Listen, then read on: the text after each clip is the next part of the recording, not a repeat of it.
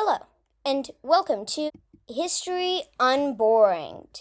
Today, we'll be covering the interesting topic of top 5 most underrated historical figures. In our last video, we learned about James K. Polk, Stede Bonnet, and the Trung sisters. Today, we'll be covering the last 2 most underrated historical figures. Let's pick up where we left off, about at the end of the Trung sisters. However, that's not to say that the Trung sisters' legacy can't still be felt today throughout Vietnam. Many people still celebrate them. But if it's a legacy you're after, then we should talk about Fritz Haber.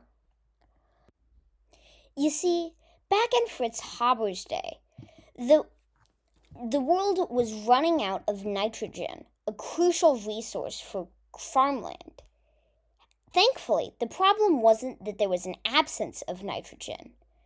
In fact, there's more nitrogen in the atmosphere than there is oxygen. The problem is that atmospheric nitrogen is in the wrong form. Plants can't use it. To fix nitrogen, it requires a tremendous amount of energy too, something that can only be achieved by lightning, certain types of bacteria, or Fritz Haber. Haber wasn't the first person to try to attempt to fix nitrogen either. So he was at the end of a long line of failures. But after 5 years of hard work, Haber managed to do this. He created ammonia, a form of fixed nitrogen that plants can use. He would later receive a Nobel Prize for this, but not yet. Let's see how things are doing in Europe. Dang, it's World War I. And during the war, they were in desperate need of explosives. And it just so happens that the ammonia Haber was making is very explosive. But I'm sure Haber wouldn't do anything malicious or devious with this information. Oops. Well, at least he was one of the good guys.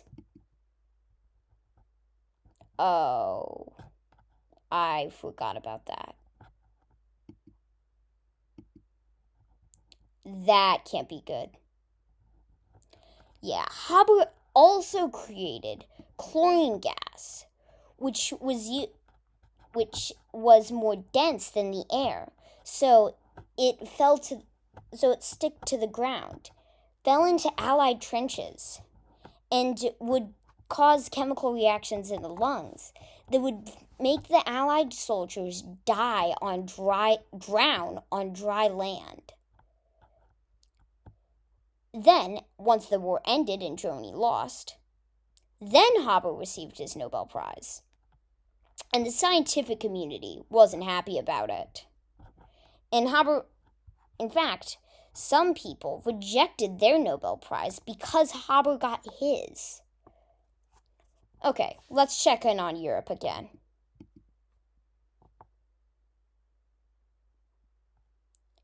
Dang it, not another world war!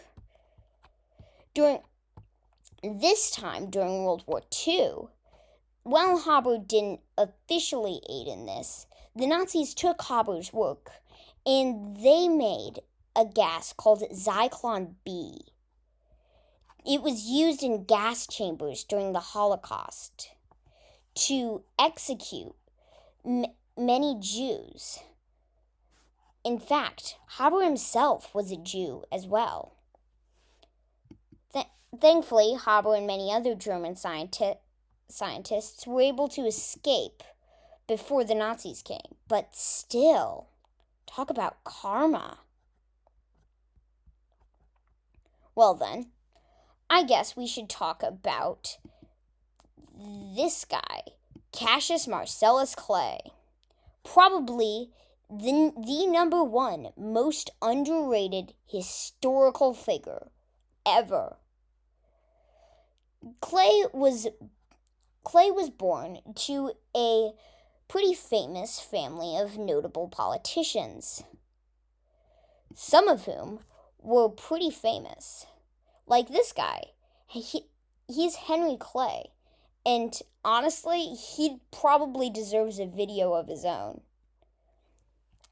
But back to Cassius.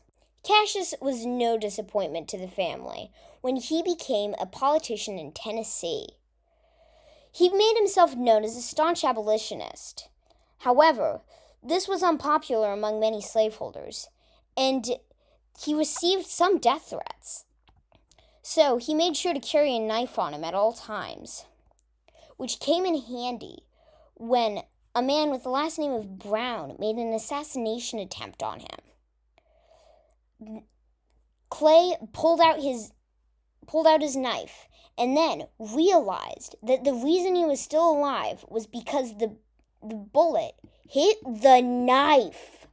He then, despite being shot, tackled Brown and started stabbing him repeatedly, bludgeoning him with his knife. He cut off his nose, one of his eyes, and possibly even his ear. However, he didn't do any fatal damage. And if you thought this was the craziest thing about Cassius Marcellus Clay, then you would be wrong.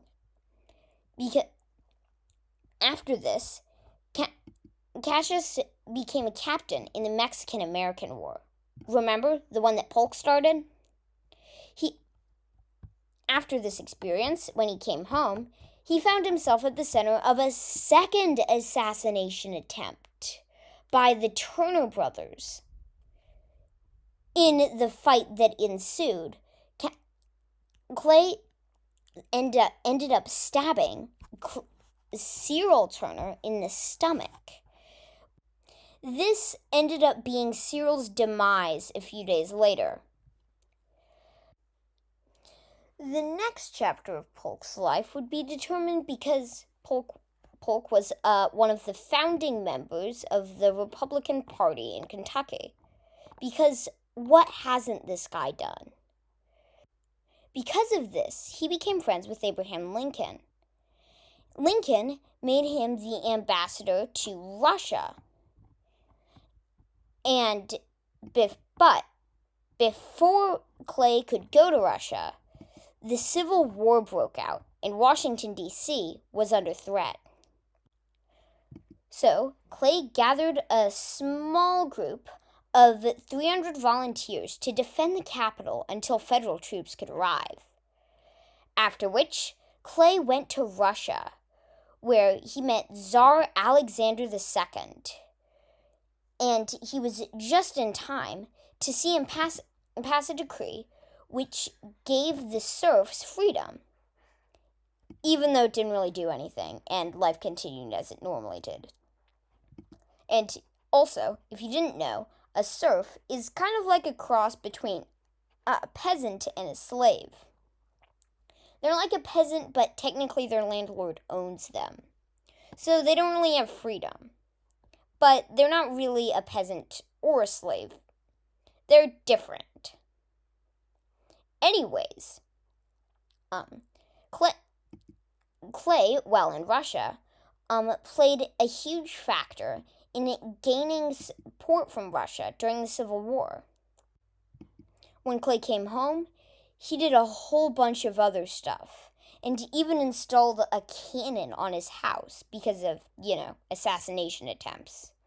But we don't have time for any of that.